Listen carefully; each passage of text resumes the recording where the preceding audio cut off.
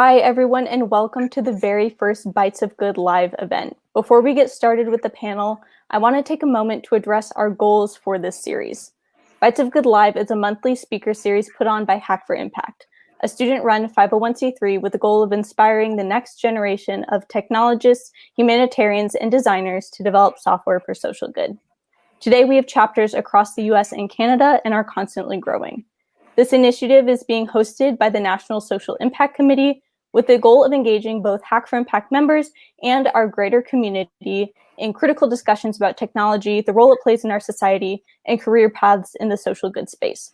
Today's panel is simply the first of many discussions to come. For our first event today, we have the privilege of speaking with Aviv and Professor West about tech and electoral politics.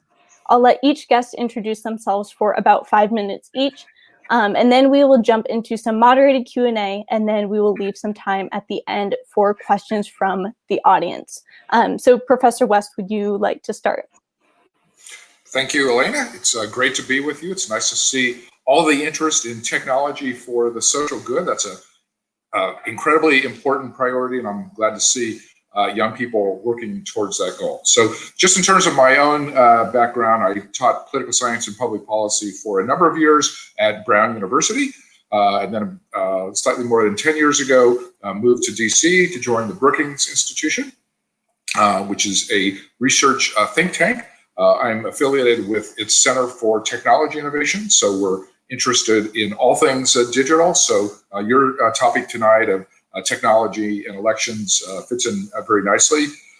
Just wrote a new book about AI that came out a couple months ago entitled Turning Point, Policymaking in the Era of Artificial Intelligence. I wrote this book with Brookings President John Allen because we think AI is the transformative technology of our time. It's being deployed in sectors from healthcare and education to transportation, e-commerce, and national defense. And what we do in the book is present in-depth case studies of AI in each of those areas, looking both at the opportunities and the risks. We also take a deep dive into AI and national defense, as well as AI and geopolitics. So the book combines both a US domestic and international AI angle. We chose the title of Turning Point because we argue that the United States and the world as a whole is at a critical inflection point where we can move towards utopia or dystopia. And the crucial variable in determining that future is going to be public policy. So we present a detailed policy blueprint for going forward. And we argue that if we take appropriate action, we're very confident about the future, and we think things will actually work out in a very positive manner. But if we don't do certain things, things could go off the rail pretty quickly. And so we do need to emphasize molding technology for the social good. So it fits very nicely, I think, with the mission of your organization. Thank you very much. Thank you so much, and we are so excited to have you here. And then Aviv, would you mind just introducing yourself? Tell us a little bit about the work that you have been doing. Hi, yeah, I'm Aviv Ovadya. I've been working in a variety of different places within civil society, so both for nonprofits, for academic organizations, for consulting for fact-checking organizations, all focused on how to build an information ecosystem that actually functions for our society. And I'm just going to go through a little mini presentation, sort of the observations that I've sort of made along this journey, starting out actually as a computer scientist, going into product design, and in the last 5 years, and really the previous 5 years, in a sort of more part-time role, really focused on ensuring that our information ecosystem doesn't sort of go off spiraling in that terrible direction, partly as a result of these new advances. Give me 1 second as I attempt to switch my camera over to something that allows you to see slides. Okay, there we go. This is a bit of an experiment in terms of AV because one of my monitors died, and it's a little bit more complicated. So, like, the summary of sort of like how to think about these problems for me, and what I think is really valuable is if you're sort of coming to the space, is just to sort of assume by default everyone is wrong to some extent. Everything is terrible, and that doesn't mean you can't actually make something wonderful coming out of that. And what I mean by that is that everyone oversimplifies.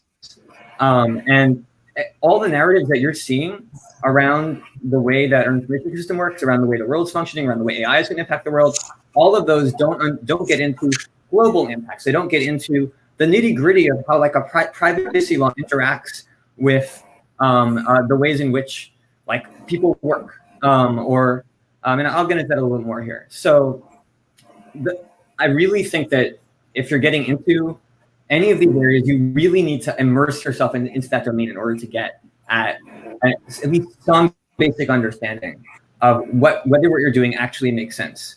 And like I can rant for hours about how many attempts there have been to like identify fake news or build browser extensions, using machine learning, and it's just there is so much like excitement and energy that's sort of going down the drain. And I want to just sort of call that out because it's also true that experts, people, me and West are often also wrong. There's so many domains to work with, and it's really hard for everyone to understand what actually makes sense. And just like one example of this that I want to sort of throw at you is this idea of like, what is it that we're trying to build when you're trying to build a world that's better for everyone, with a better information system where you're not going to get, where like there isn't misinformation that's confusing, everyone and their families and their community. And there's a lot of different things that you can aim for. And there's a lot of trade-offs that you're making as you get to that. And so that's the other, I'm going to skip through that. That's the other part of this, is that there's always going to be trade-offs that you're getting at. And like one of the examples that I sort of struggle with, and I think that you're going to find, especially if you're in engineering and computer science, that you're going to be thinking about things like privacy and freedom. And then you're also going to be thinking about things like security. And the trade-offs between those, many people oversimplify those, and that really hurts your ability to solve real problems in the world.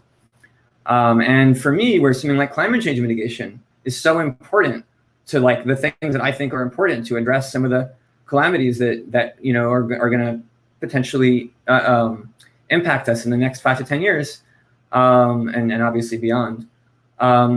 These things actually matter.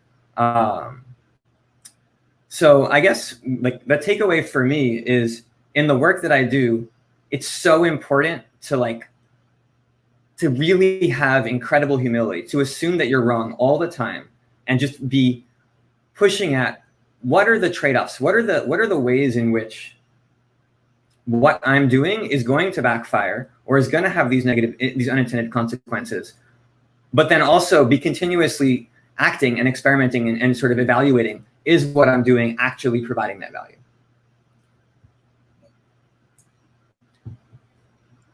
Thank you so much. I really appreciate both of you being here. We are excited to hear more about your opinions on tech and electoral politics. So now we're going to get started with the moderated Q&A, and that will be hosted by Zaria. And I just want to encourage everybody listening live, use the live chat feature to submit your questions. We will be answering those at the end after the moderated Q&A.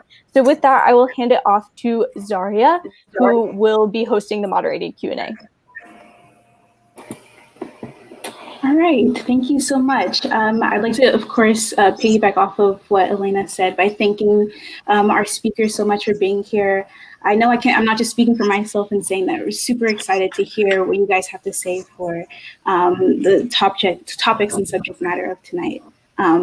So just a quick side note, please feel free to piggyback off of one another during the session. We really want to make sure that we prioritize an open dialogue and hear both of your unique insight on these subjects. So without further ado, I'll start with the first question.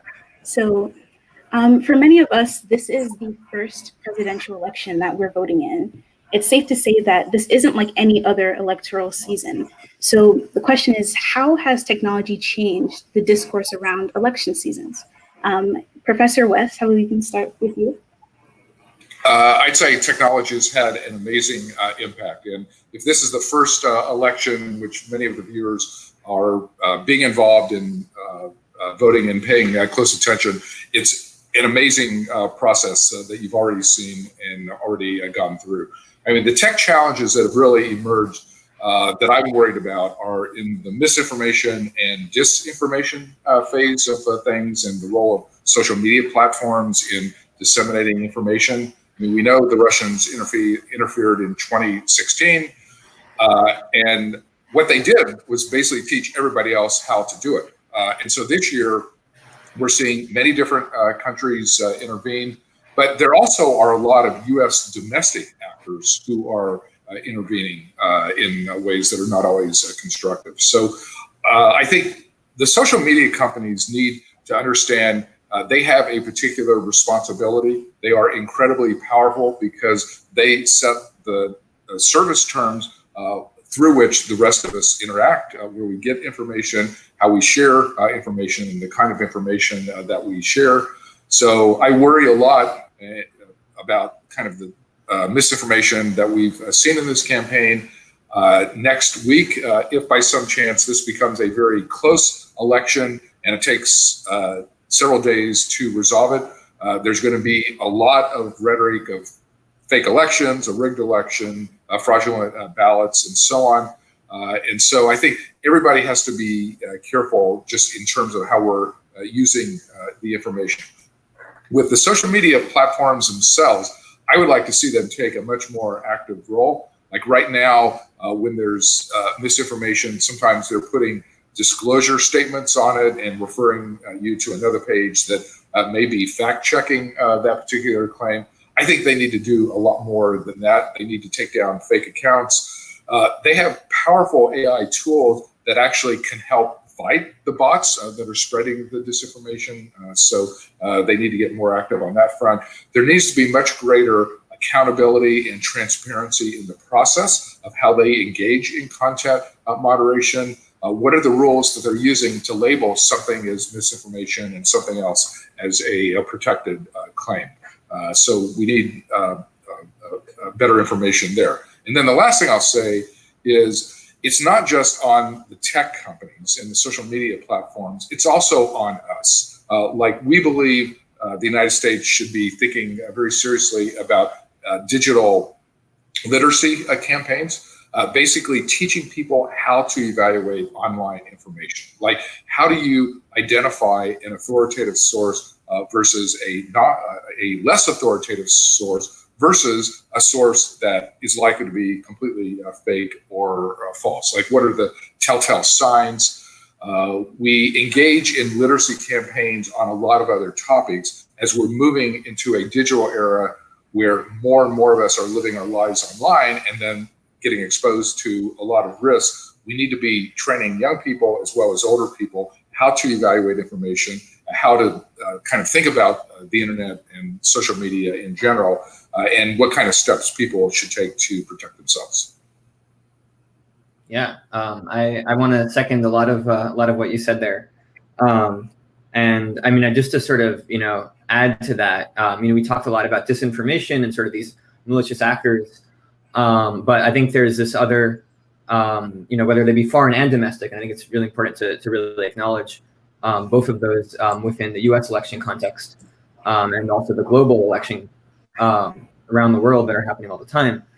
But there's also the question of just what is the role of recommendation engine in this? What is the role of the actual product design in this? What is the role of the network structures that are enabled and encouraged by the way the product, and I think that when we're just looking at who are the malicious actors, you have to it ignores sort of the incredible impact of just being like the active selection, which is sort of what what many platforms are doing, which is just sort of choosing, oh, you should see this and this.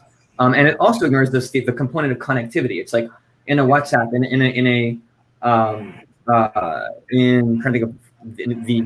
even in email, right? There's no selection. The platforms don't choose what you see, but it doesn't mean that your aunt or uncle or whatever isn't just forwarding and being forwarded lots and lots of emails because of the connectivity structure. It's not even a structure property of the platform. Email is this open protocol, but you again have the same sorts of issues. So there's many layers of problems, both with platforms and with protocols that we need to be more resilient to. And I really appreciate the the point about media literacy, because that was something I was also going to bring up, but maybe in a slightly different way. And that I feel like there is a potential for, again, for the platforms, and I don't mean just like a social media platform, but even you have everything from your OS on down, and other sort of actors within society. But let's just talk about like Facebook and Apple or Google, where they themselves can help support you in making sense of what you're seeing. This is what I sort of call web literacy at scale. What if Facebook was actively teaching you but what I mean, let me be more precise here. If nonprofits nonprofit partners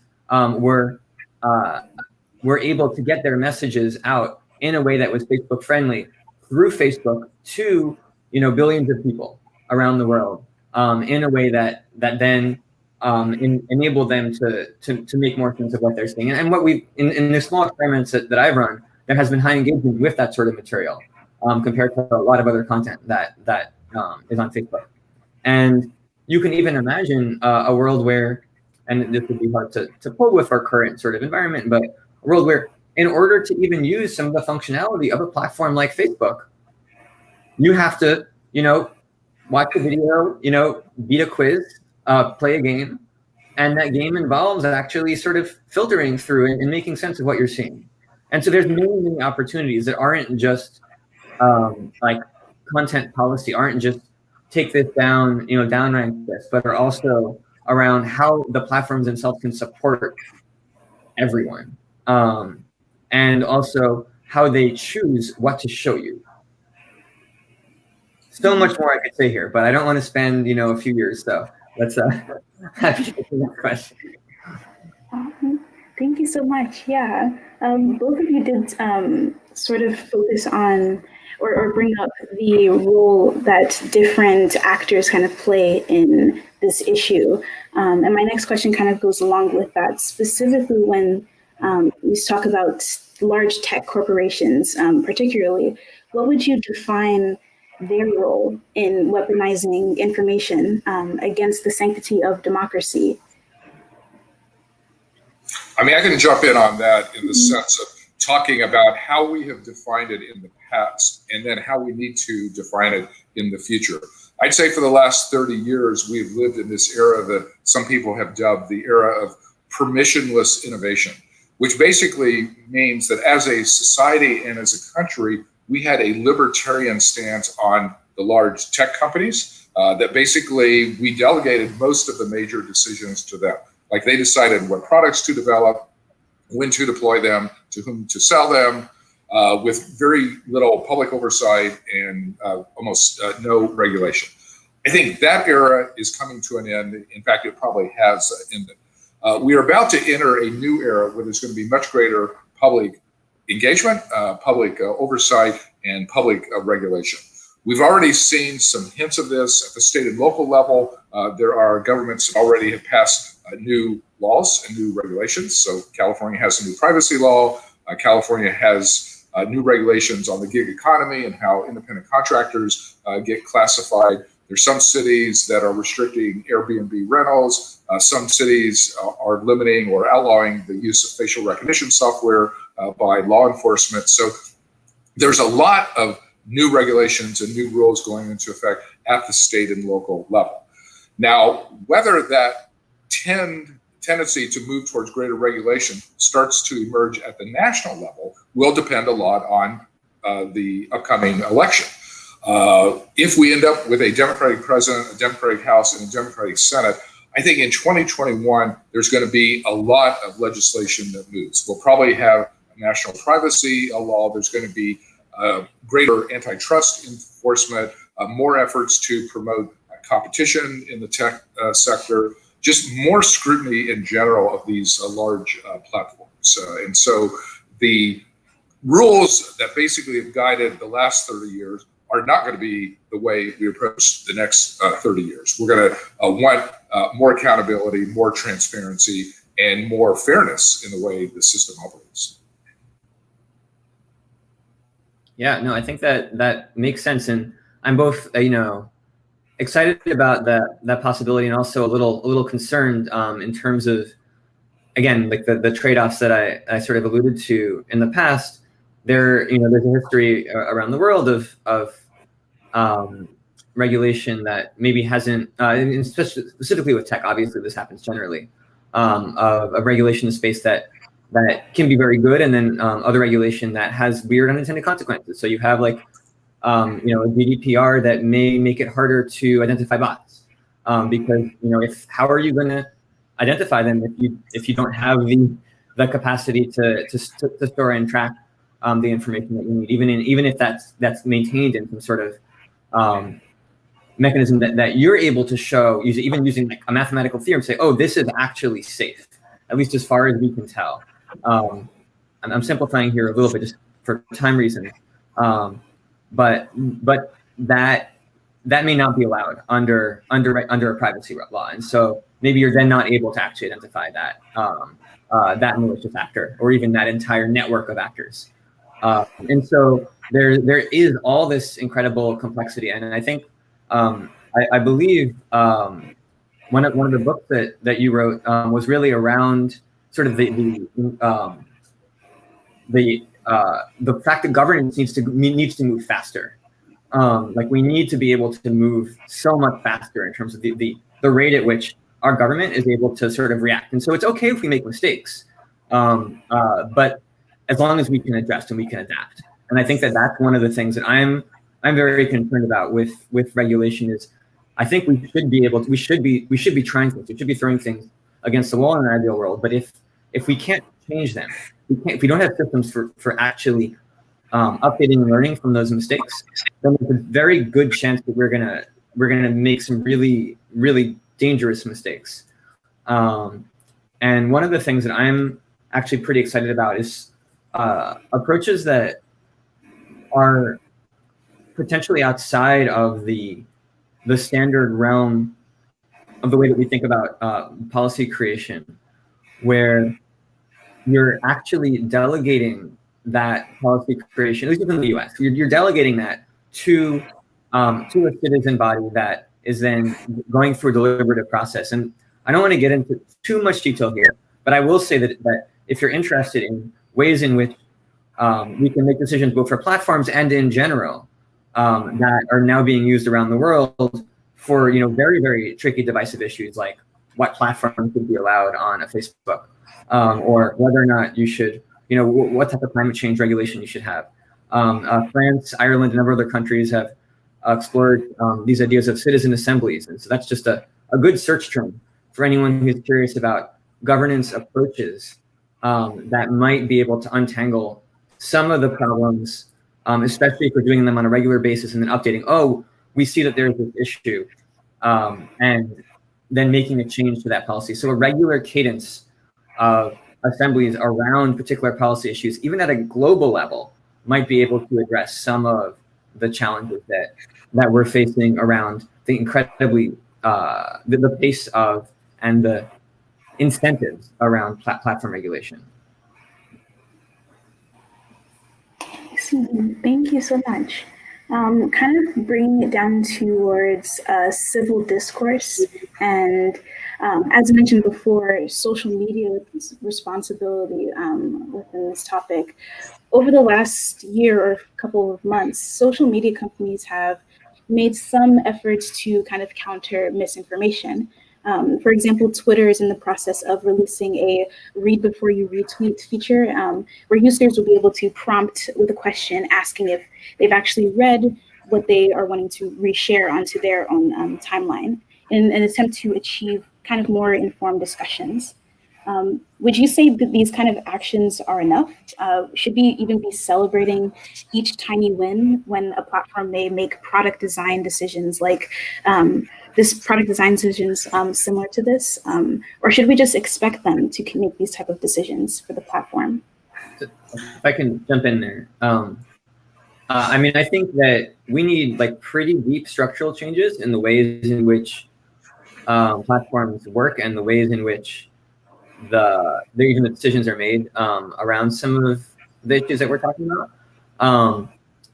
That said, this is a really big step forward compared to where we are and where we have been. Like, I mean, I know people in my world have been fighting for just these sorts of tweaks, and there's so many of them to be made. And it's like there is a potential here for when you start the ball rolling, maybe it starts rolling faster and faster and faster, especially if you're celebrating as opposed to attacking. When you're working within the incentive environment of organizations of that sort. So, I mean, I think that you can celebrate the tiny wins, and you can also say, yes, and like, how do we make that happen faster? How do you do how do you like make like 10x the size of the teams that are doing this work in the next 6 months? Obviously, that may not happen on that time scale, but that's the sort of thing that you need to be thinking about in terms of just moving that along. In addition to, as you said, regulatory encouragement. I agree that what Twitter has done on labeling certain tweets is a step in the right direction, but they need to do a lot more than that. There's a lot of issues just in terms of content moderation in general, and they need to be taking stronger action on things that are widely viewed as hate speech, inciting violence, or just transmitting information that's completely false. I mean, for example, with COVID, there's an incredible amount of false information that has been circulated, and this is having real consequences because people believe fake things about the source of a coronavirus, how it's disseminated. Like, a lot of people will not wear masks, and that is endangering their own health, but also the health of people around them. We're having the same issue in terms of the possible vaccine. There's surveys that have suggested that perhaps up to half of Americans will not take the vaccine if it actually is developed. If that happens, that will ensure that the coronavirus is going to go on months, if not years. And so these are examples of where misinformation has real consequences for the entire country, as well as the world as a whole. In the election area in particular, some of the social media platforms have been taking political ads and election-oriented ads.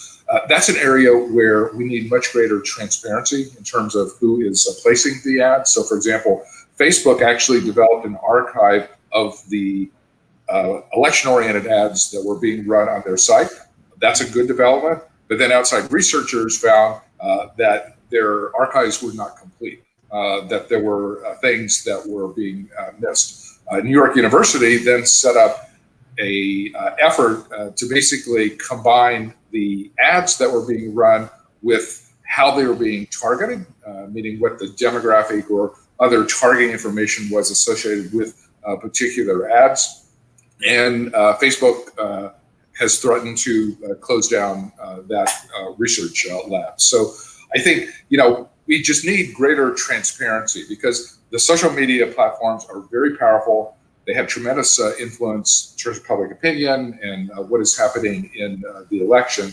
We need to have a much better understanding of what they're doing, how they're making decisions, and the country as a whole needs to be able to weigh in on these types of decisions.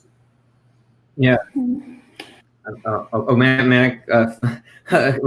up on that. So there's a few things that came to mind just from that, which is, I've been following that, this sort of Facebook basically saying, hey, outside researchers, you can't actually do your own tracking of our political ads because you're just not allowed to, we're going to shut you down for doing that. And that's pretty terrible. And I've been part of efforts to sort of ensure that we have transparency and that we have a capacity to do this sort of external analysis beyond what Facebook is sort of providing, which, it is actually doing a lot of work. And I think it is true that it is providing a lot of very, very useful information. Now, it's infinitely better than we were 4 years ago, or even compared to 2 years ago, it's better. But shutting down these third parties is really bad. That said, I've been in conversation on Twitter with a number of people with different style of expertise in the space, right? People who are experts in intermediary liability, or experts in privacy, or experts in specifically focused on the FTC consent decree, which is basically when Facebook violated privacy in some way, then the FTC like said, okay, you're not allowed to do this, this, this, and this. And like there's, and they're trying to sort through like, why would Facebook do this? Because it's such a bad PR move, right?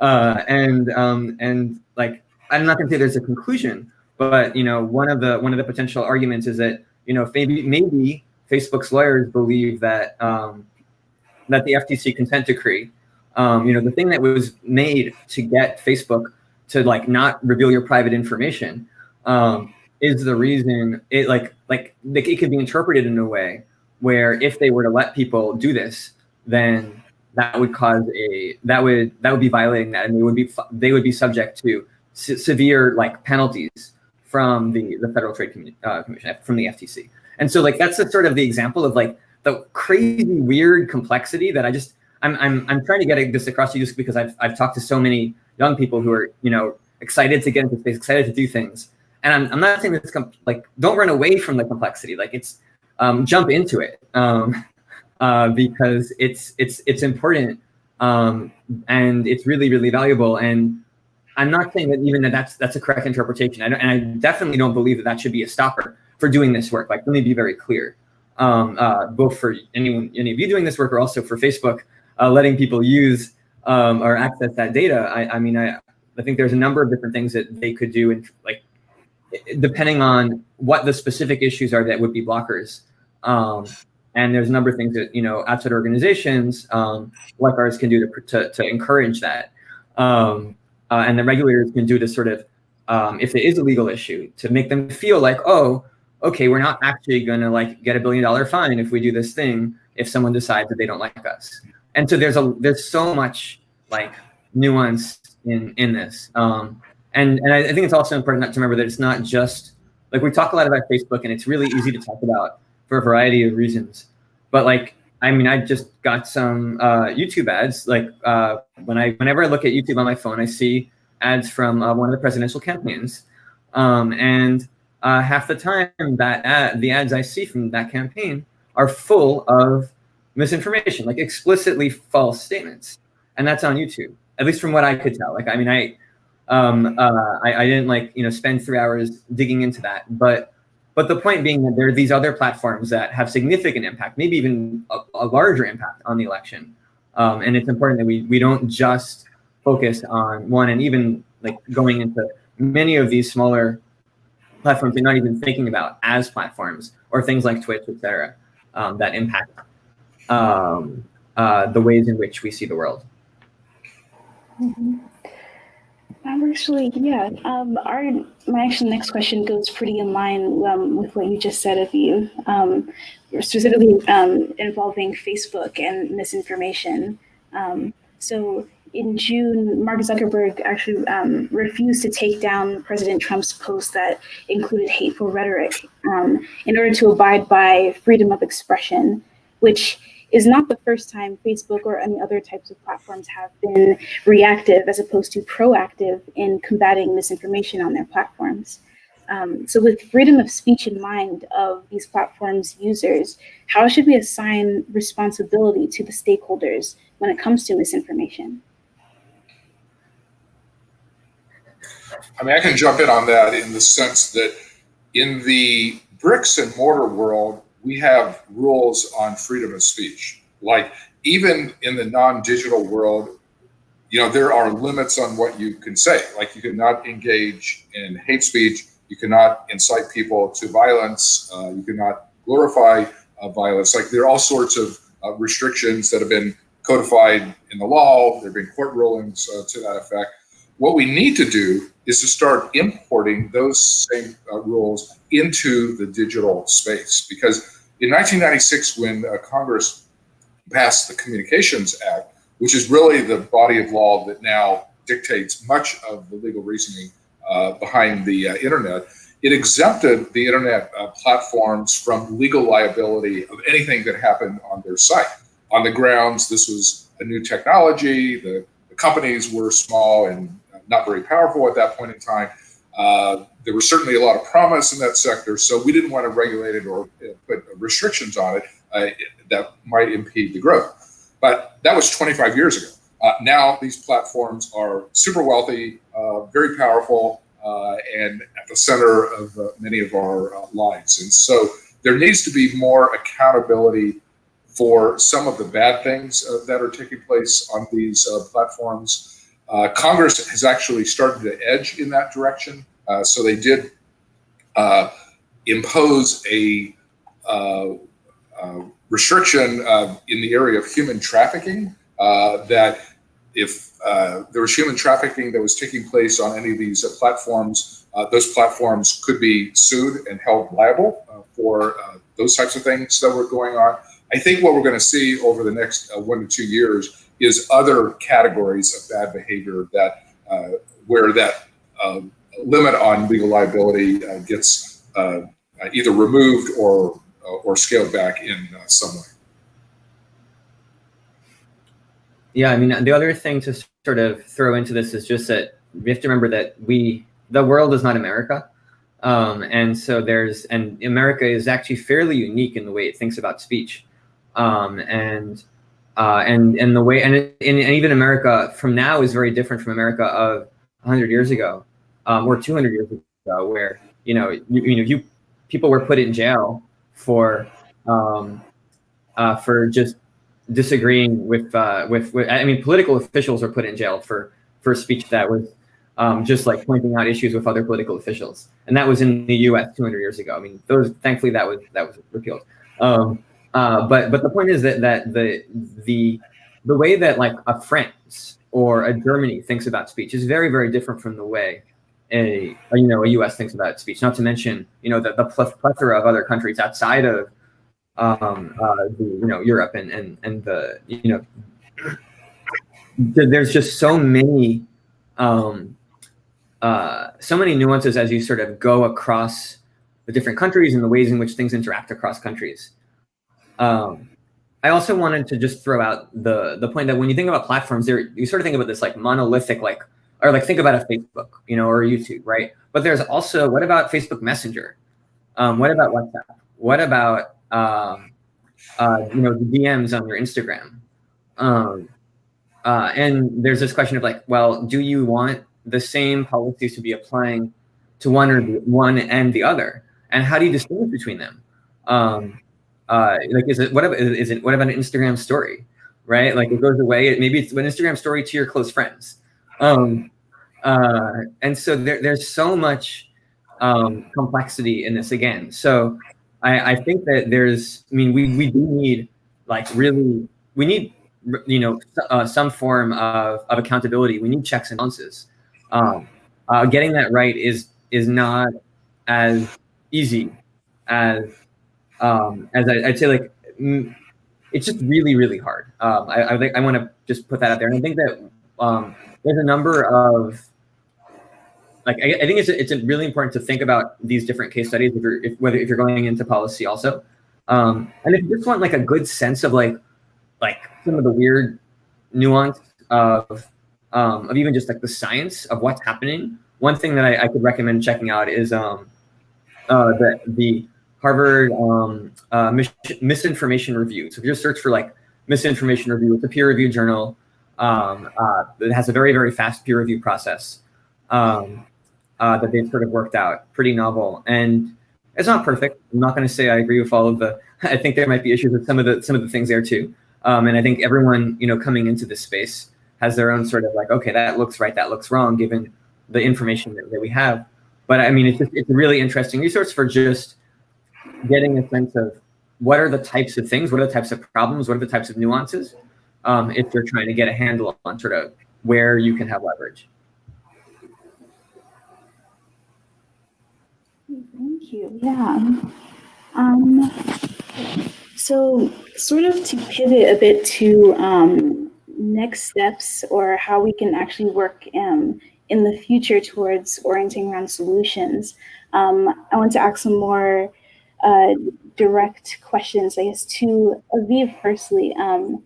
You were recently featured as a part of an op-ed in the New York Times titled "America's Tech Billionaires Could Help Protect the Election If They Wanted to." And you mentioned ways that both tech giants and others could be more involved in electoral politics and civil discourse. Can you speak a bit on why you think this level of involvement maybe isn't happening amongst these platforms? Or should it be? And what are maybe the most reasonable asks to allow this to happen? Yeah, so let me actually just clarify, like what, I mean, on one hand, you have your platforms doing infinitely more than they've done before in terms of like positive attempts to like address help with voting and things like that. Like that's, and specifically I'm thinking of like a Facebook and a Google, for example, and a Twitter. Like they're all like doing a lot, and really Facebook is doing an incredible amount compared to sort of where it was. Where if you were paying attention in the 2016 election, what you saw was, you know, a giant Facebook logo on every single debate, and there was something like, you know, a little bit in your feed, but that was about it. And now there's like this really big effort to like get out the vote, and so that's great. That said, you know, there is a whole plethora of platforms, like, and I mean, and I think in that case, what I was specifically talking about was it's not even just like, it's good that we should want the core institutions of our society, they should be supporting our civic processes, right? Whether it's, you know, even your grocery store that, you know, maybe like has newspapers, and could also, you know, in some sense, you can actually, a completely separate example is like your library, right? These that are now becoming polling places in many, and your stadiums, and so like there's so many ways in which our sort of, you know, the commercial fabric of our society can, in a nonpartisan way, support the civic processes that underlie even the reason that they're able to exist, right? They exist because of rule of law. They exist because of roads. Like all of this stuff is sort of why they, you know, they couldn't exist without all that. And so I think there's good reason to sort of want them to be more involved in. And I sort of, you know, one of the examples I gave, I think, in that piece, I don't remember exactly which ones were chosen for it, but like the idea that, well, if we wanted to make sure every vote was on time, and this is sort of apocryphal, I mean, at this point, but like you can imagine, you know, an Amazon getting in on helping support making sure the votes are moving along very quickly, or like a FedEx, or like, and so there's so many ways in which institutions can help support that. You can imagine a Facebook Messenger making it really easy to remind your friends to vote, not just being a reminder for you, but to help support your friends. And these are, I mean, there's an infinite number of things that you can do, but I think like having that baked in and being supportive of that. In an ideal world, we wouldn't need that, right? In an ideal world, our civic institutions would be able to stand on their own, and I think that's true in some countries, but we don't live in that America. We need commerce is sort of, you know, really a bigger part of our society than our civic institutions in many cases. And so we do need that. We need the places where we actually are to be supporting our civic life. And voting is a huge part of that. And there is so much more beyond voting. Voting is just like one piece where you're exerting, you know, this incredible amount of power collectively. But there's so many other places in which platforms can really support like a deep and effective civic life. Thank you. Yeah. And then secondly to Professor West, right before we go on to our Q&A section, our open Q&A, kind of thinking more broadly, looking forward, what can we see currently we can see that tech has been a part of our lives and the election for quite a while, and it will only continue to be moving forward. You've done some writing through the Brookings Institute kind of on this subject, but what do you think modernizing our elections actually looks like? And how can we ensure that we implement ethical practices when we are going through this process of modernizing elections? That's a great question. And we do have a technology policy blog at Brookings called Tech Tank, and we write regularly about the intersection of technology and politics, various tech policy issues that are coming up. And we also have a Tech Tank podcast. And we just released our latest one today on coping with Zoom fatigue, which a lot of people have been very interested in. But on this question on how to modernize our elections, I think, we've seen in this particular election a very bad combination of disinformation combined with voter suppression, to the point where there is the risk that American democracy could really go off the rails if that particular combination ends up triumphing. We've seen lots of efforts to put barriers in the way of people voting. I mean, the whole point of democratic elections is one person, one vote. And now there are polling places that are being closed in minority communities. There are just, people having to wait in line hours and hours in order to vote. Like, this is insanity. This is undemocratic. And so we need to modernize our processes. We need to move to automatic registration. So whenever a new immigrant comes to the country, or somebody turns 18 and has the right to vote, they should be automatically become a registered voter. We also should continue the experiment that basically the country has been going through in this particular election of encouraging early voting and absentee balloting. So in 2016, about 1/4 of Americans cast their votes either early or via absentee ballot. This year, we are at least going to double that. We're anticipating more than half of American voters are going to be casting their ballots either through early in-person voting or through mail ballots. I think we're up to almost 75 million people who already have cast their ballot in one of those ways. We should encourage that. Anything that makes voting easier, more people are going to vote. And this allegation that the mail ballots are fraudulent and it's going to lead to election improprieties, there's very little evidence that happens. There's no evidence that it happens on a large scale. And there actually are very serious penalties. Like, when I cast my vote, I had to sign the back of my ballot, and next to it was something from the city of Washington, D.C., saying that if I engaged in ballot fraud or otherwise did something illegal in the election process, I would be subject to a $10,000 fine and or 5 years in prison. So there are serious penalties that deter most people from engaging in ballot fraud. The last thing I'll point out in terms of structural reforms, we need to get rid of the Electoral College. Like, 2 of the last 5 presidential elections, the candidate winning the popular vote did not win the Electoral College and did not become president. 2020 could become 3 out of 6 on that front if somehow Trump manages to win the right states. Like, I have a little doubt Biden's going to win the popular vote, but it's still in doubt whether he wins the Electoral College because it depends on where the votes are distributed. That is an archaic system. It is outmoded. We need to move to direct popular election of the president.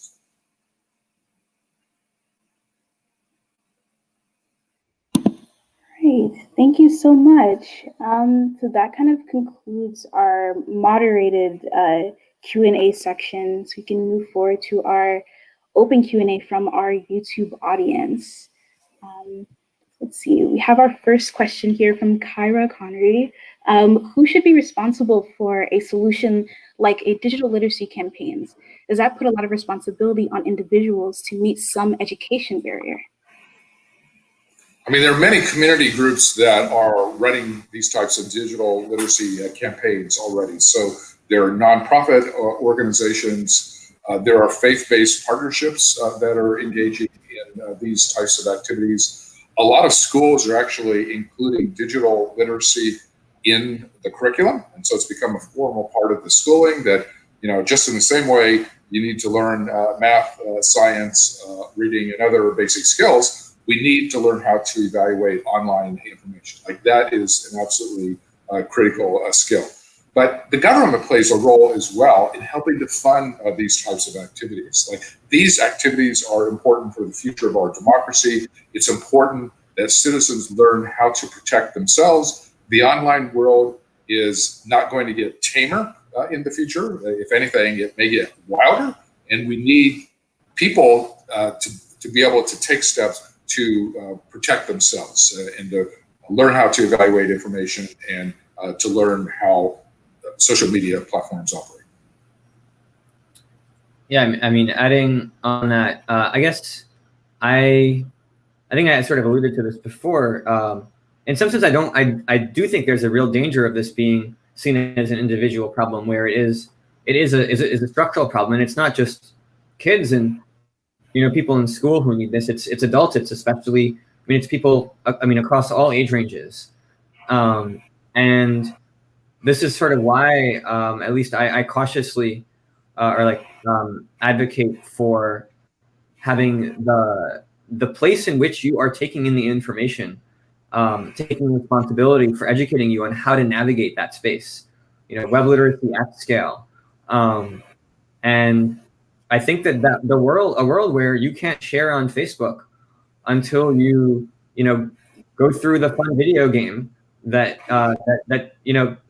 shows you how to do that in a way that makes you less likely to be fooled in a way that really is embarrassing to you and your family or community. I think that's a world that we could get to, and it's just a question of how to get there. Nice, thank you. Okay, so we have a second question here from our YouTube audience. Digital public infrastructure has become a more popular issue, decreasing need for big tech in favor of community-oriented tools. What are your thoughts on the feasibility/impact of such projects? I think those types of projects are quite feasible. Even a simple thing like community-based Wi-Fi is a huge benefit to people. This is secure Wi-Fi. It's a way to help close the digital divide. We know there still are underserved communities in America, and we need to develop other spaces in which people can operate. There needs to be more competition in the system. And another way to achieve that goal is through data portability. It's like now when you go to Facebook, like Facebook has all of your data. What if you could actually take all of the pictures and contacts and other things you've developed on any of these social media platforms and transfer it to another company? Because after all, it is your information. Like that would then create incentive for other companies to start to operate. So I think there are ways to diversify the environment, create more competition, and allow other types of organizations to flourish. Just as I guess perhaps just to be contrary, but just as a counterpoint, and that's something that I struggle with in terms of I want to live in that world. That's the world that I like more, is one where you really have this competitive environment where sort of the best platform wins, or the best environments, and ideally that or you have your equivalent of your Medicare for platforms, is sort of, or your public option at the very least, and that civic life is sort of interlaced with it. I think that would be ideal, but there is this danger when you're make the best platform win. Let's lower the stakes. Let's make it really easy to move data from one platform to another. Well, what does best mean in this context? What's actually going to win? And is what's going to win the thing that's the most that draws you in the most, that gets your attention the best?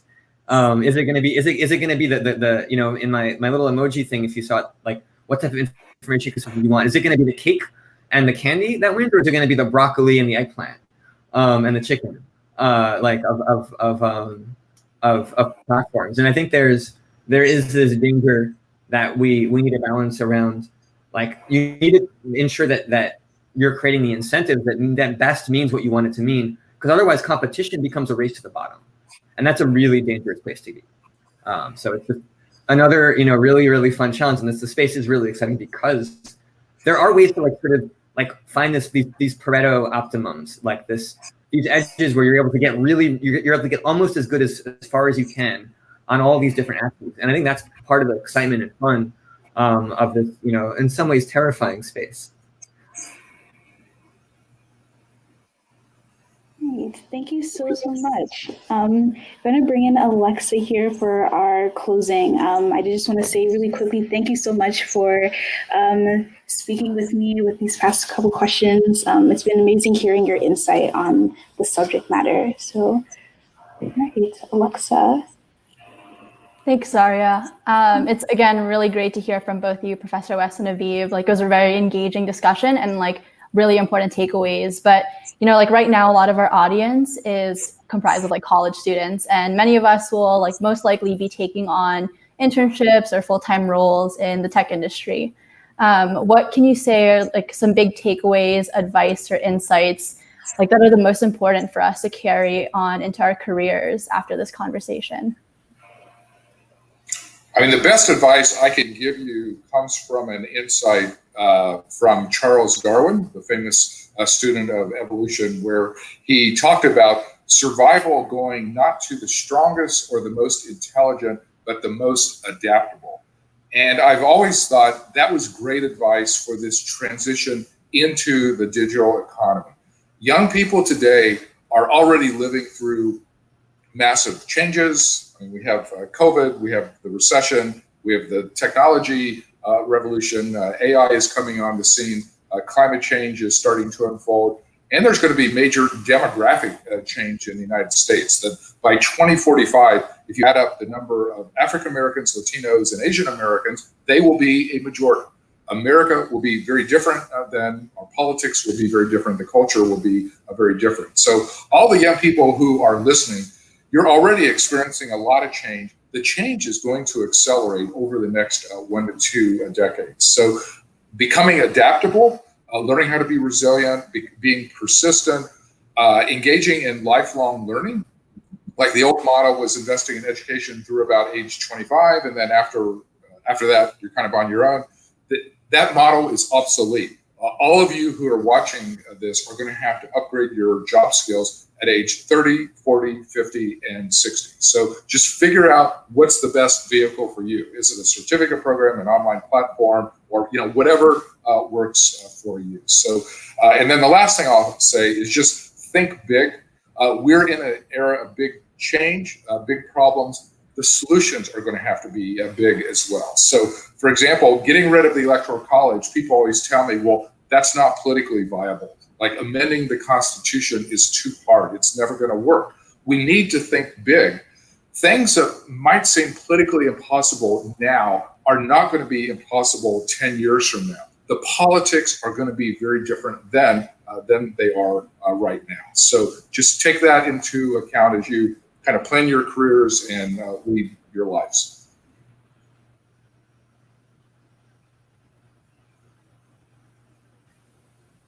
Great. And Aviv, if you have anything else to add about takeaways. Yeah, so I guess I sort of thought through 3 buckets. One of the, like, talk to people outside of wherever you're going, outside of the organization. Talk to people inside the organization, and talk to yourself is sort of the summary here. And what I mean very specifically is as you're going to be put in situations in many cases where you're going to have to think about some of the issues that I brought up, some of the complexities of how to navigate through, like how do you build that feature? How do you design that thing? What are the implications of that? And you're going to be part of conversations that sort of go maybe beyond your team that affect that. You need, if you're going to make sense of this, you need to be talking to people, not just in your organization, sort of drinking that Kool-Aid. Talk outside. The other thing is talk inside, by which I mean find the allies, find the mentors who also care. Like if you're here, you probably care. Find those people who care. Find the people who care and also have sort of figured out how to navigate your organization, who sort of understand the political structures, and like talk to them, hear what they see, like learn from them. And then finally talk to yourself. And by that I mean reflect on your values before you, just tonight, and every once in a while think through, like write down your values, like what you care about, who you want to be.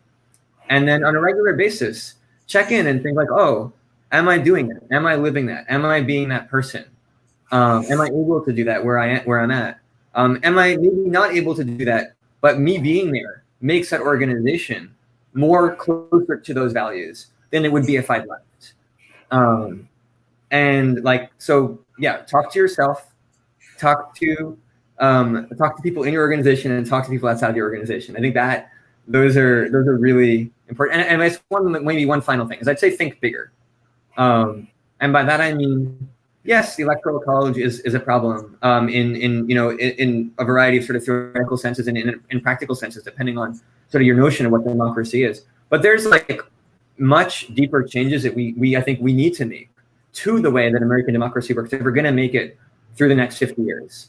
And like, I mean, I can like just to sort of talk about a radical example. I'm going to give you the link. I'm not going to explain it because it's going to take too long. But an interesting thing is joinofby4.us, and that's a way that you can create a truly representative democracy. It's a very different structure, but it's something that they're trying to do. And there's a lot of different examples of much bigger thinking that we may not get that far in each of these directions, but they're going to be able to inform the structural changes that we're going to need if we're going to handle the crazy weird stuff that's going to be going down in the next 10, 20, 30 years. And I think we're going to need that.